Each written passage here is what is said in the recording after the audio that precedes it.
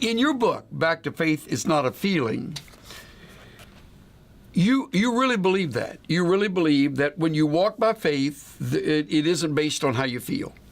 Do you sometimes feel like you'd not want to walk in that direction, and yet your faith overcomes that? Like doing this interview.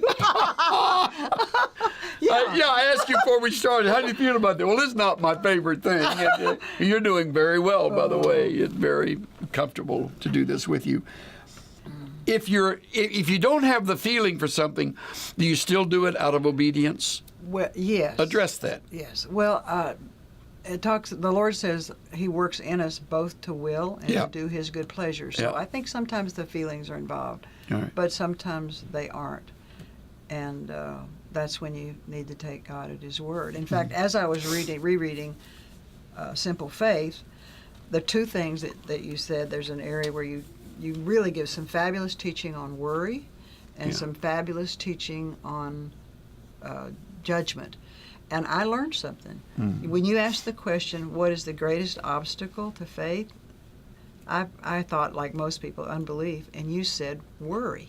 Oh. And I thought, well, I don't really worry that much. But do you know that yesterday when it snowed and iced, I couldn't get to the clothes that were in the cleaners that I was going to wear today? Right. And I didn't know what I was going to wear. And I felt worried, and I thought, okay, Lord, I'm going to trust you. There's something in my closet that I can wear. So I both felt it, but then trusted Him.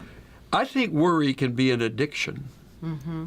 I do too. Yeah, we can turn to that more often than we ever turn to prayer. I love the line which says, worry about nothing, pray about everything, where Paul writes in the Philippians.